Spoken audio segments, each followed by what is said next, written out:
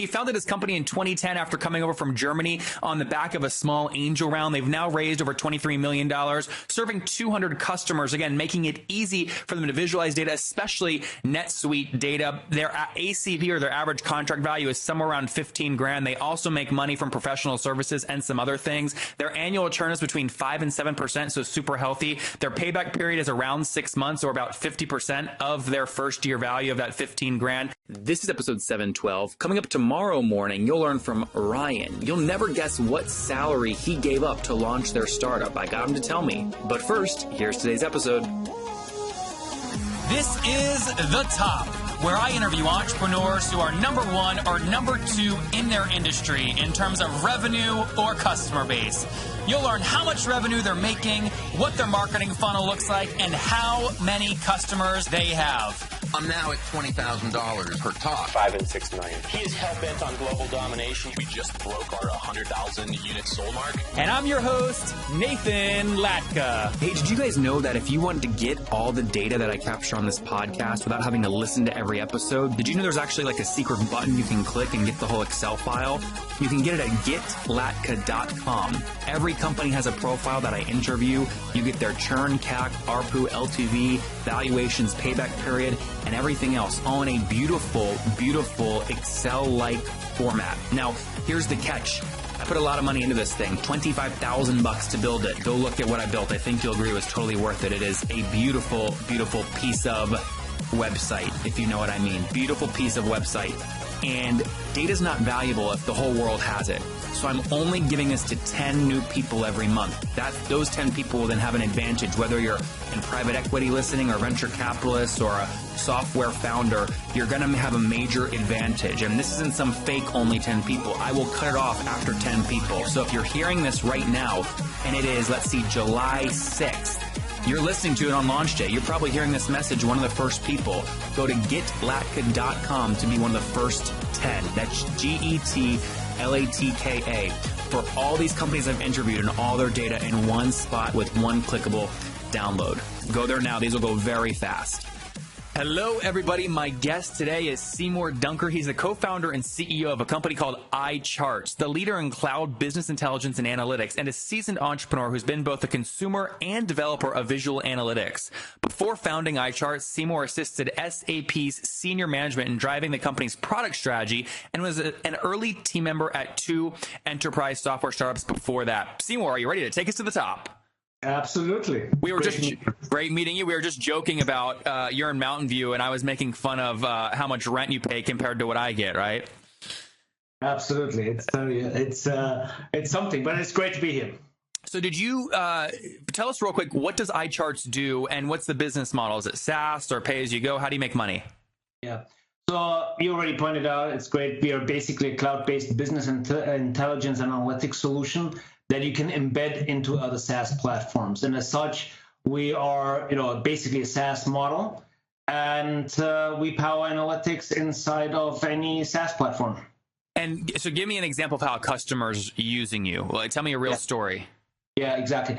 So, for example, we partner with NetSuite. NetSuite is a cloud-based ERP solution, the largest actually, and they basically use us as a native embedded BI engine that basically powers us for all of their customers. So all of their customers are anything from manufacturing companies, software companies, retail companies, and they basically use us like an app inside of NetSuite to get all of their insights, real-time dashboards, interactive charts, right natively inside of their solution. They don't have to log into a separate system. They are all inside of NetSuite, and that's how we work. So guys, just to knock out some of these acronyms in case you're tuning in and you're kind of new to business. So when he uses the word BI, that's business intelligence, and then obviously mentioned NetSuite. You guys obviously know that. So Seymour, should we think of iCharts kind of like a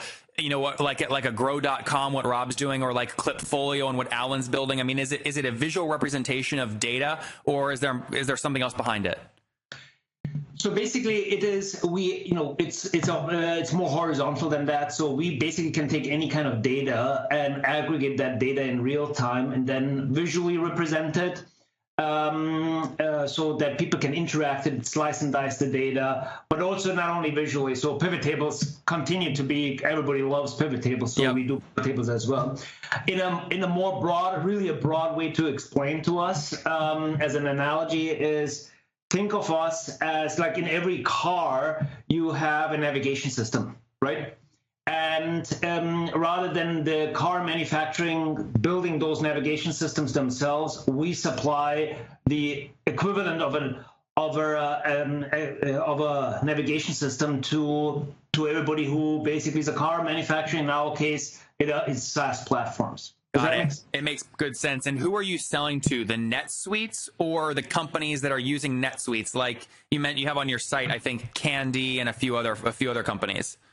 It depends on kind of which ecosystem we work with. So we consider the SaaS platforms ecosystems, and NetSuite is a massive ecosystem. I think they serve around about 40,000 corporate entities. So in that case, we have a mixed business model. Either we have a direct sales team. We are working very closely with NetSuite, who are bringing us into business. So very mixed, but as we branch out over NetSuite, we are serving, we will go into exclusive relationships with these with SaaS platforms and let them distribute us. So it depends basically by ecosystem and how we are, initiate the conversation with each. And I want to kind of dive in and get a sense of where you were psychologically when you decided to launch the company, right? You had some successes before this. Before we do that, though, help us understand the average customer. Are we talking $100 per month, like annual plans, or $10,000 or $20,000? What's the average customer paying you per year or per month? Oh, it can range from anything, I would say, starting around about $15,000 per annum to much larger than that, and that obviously bundles a number of users. So we basically give you, if you use NetSuite, we basically right size ourselves with how large your NetSuite instance is, right? Yep. So depending on how many users you have on that particular platform, we'll basically give you an unlimited version for that amount of users, and that kind of varies. Yeah, so I'm seeing on your pricing page you have the 3 plans: Professional, Business, Elite. Professional's $830 per month. Business is $1250. It looks like $1250. If I annualize that, it comes out to about $15,000. So that's your most popular plan, the 50 user one. Yeah. Yeah. Very good. Okay, let's dive in more kind of the emotional side of the story. So what year did you launch the company in? So I arrived in the US in 2010. So I had incorporated the company before that, but effectively restarted the company when I had landed shore here in the US in sometime in early 2010. And where'd you come from? So I originate from back in Germany. I'm half Indian, half German. And so I was spent most of my time back in Germany. There's a healthy ecosystem over there. I spoke at DLD in Munich, and I was shocked at just there are so many people, so many companies. Why'd you move from Germany to your very expensive rent in Palo Alto? Oh yeah, I was paying way too little back in Germany, so I decided. What was your rent? What was your rent in Germany? Like a fraction of what I'm paying today. So I would say a quarter. So. I've got it's a really funny and interesting story. So, I mean, the short version of it is when I had, I had this idea for a cloud-based, business intelligence platform, and the question really is, where do you build that, right? And when I started originally, I was based in Germany. I had hired brought in early some developers from India. Now my entire development team is here in Mountain View, but that's how I started. And I was wondering where to start. And I know from my past, trying as a German company to sell to the US market, it makes much more sense to be here in the US market than trying to, fighting the not invented wheel here. Yep. But also I talked to early customers in Germany and who asked me, who I asked, would you be interested in buying from iCharts Heidelberg GmbH or from an iCharts Silicon Valley Inc.?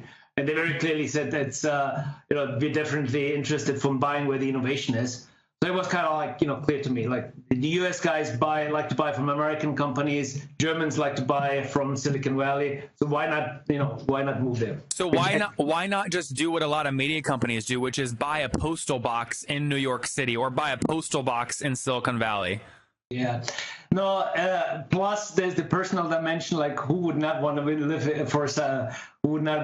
in the sunny California? Yep. So it kind of like also totally fit into my personal and my wife's perspective is coming out here and building a company from him. And fast forward, so you launched it in 2010. Fast forward to today, how many folks are on your team?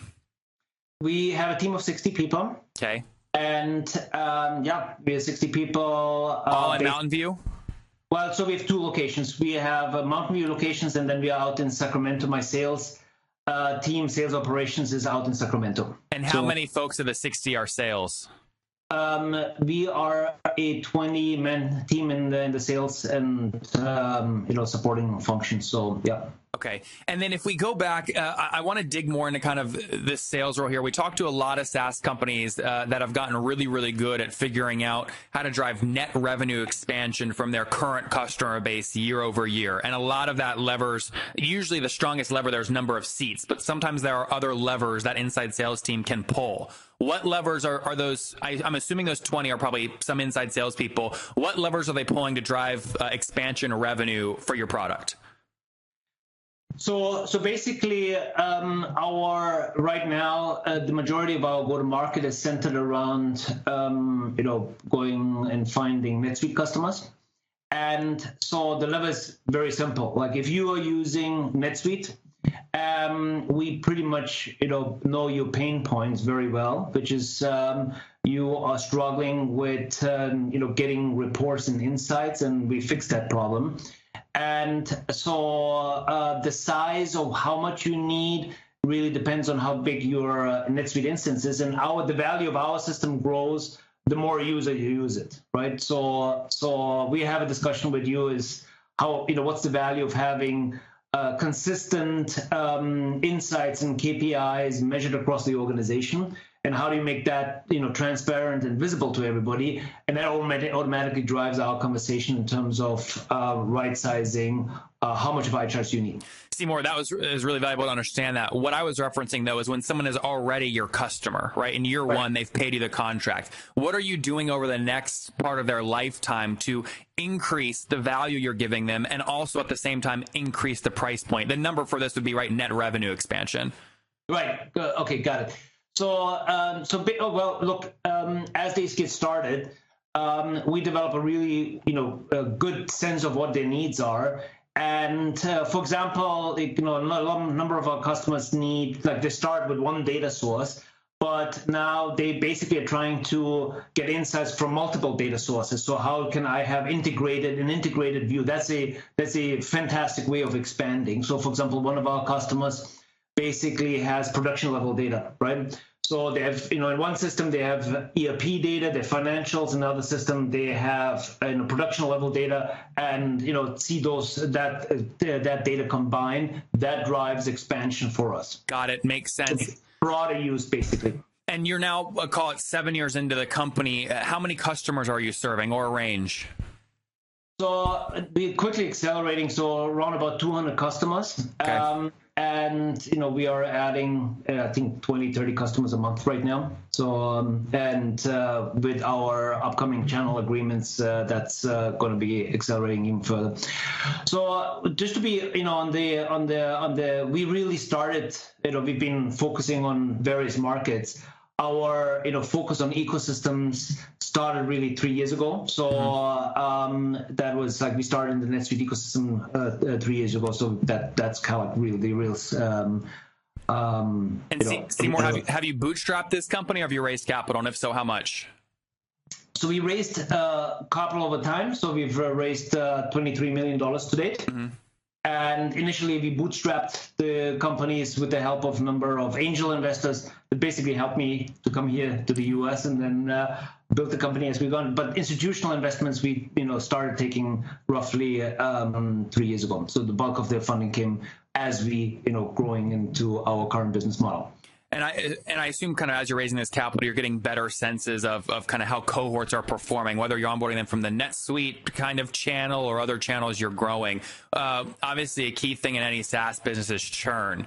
What's your annual churn look like, and why do people leave if they do choose to leave?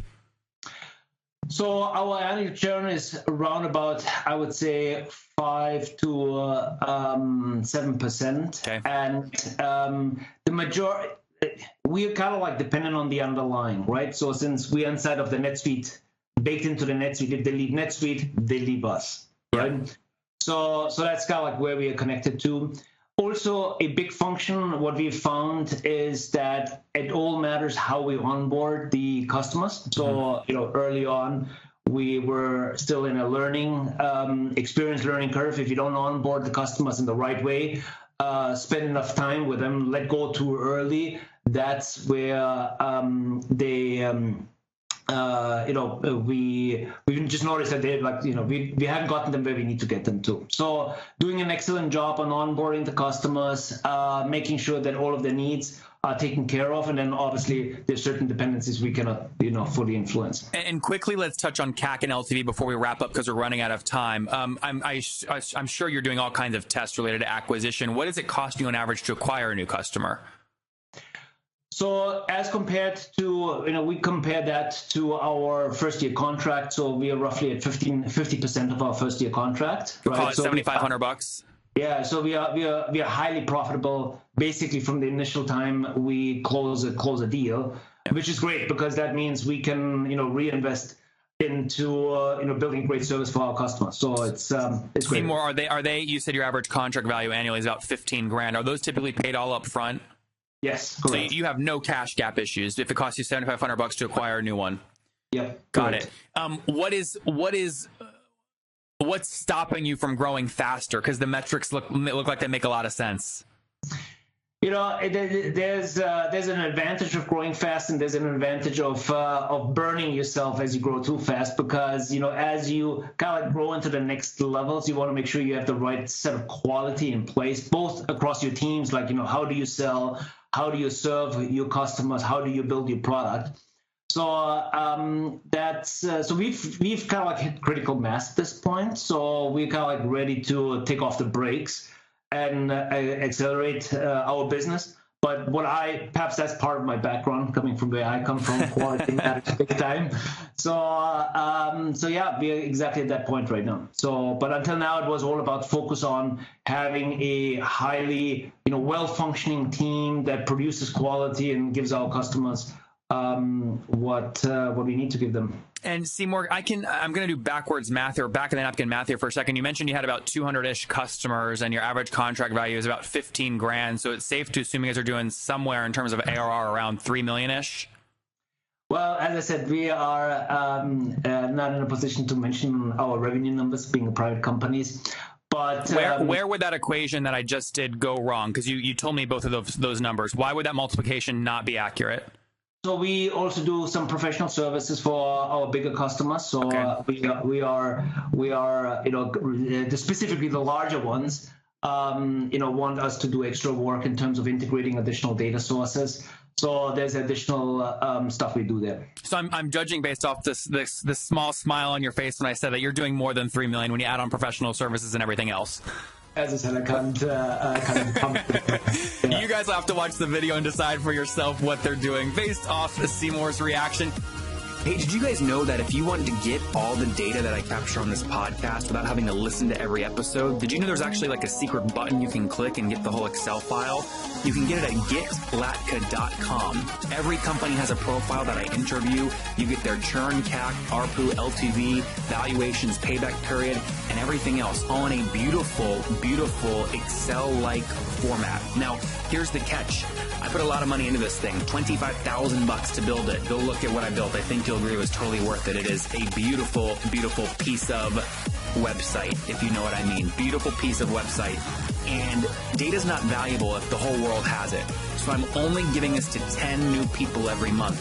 Those 10 people will then have an advantage, whether you're in private equity listening or venture capitalists or a software founder, you're going to have a major advantage. And this isn't some fake only 10 people. I will cut it off after 10 people. So if you're hearing this right now, and it is, let's see, July 6th, you're listening to it on launch day. You're probably hearing this message, one of the first people. Go to getlatka.com to be one of the first 10. That's GETLATKA.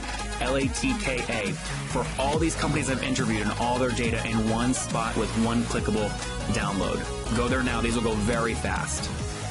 Seymour, let's wrap up here with the famous 5. Number 1, what's your favorite business book?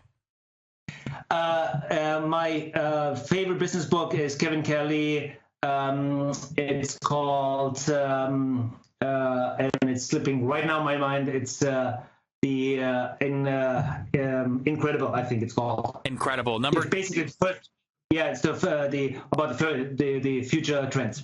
Number 2, is there a CEO you're following or studying right now?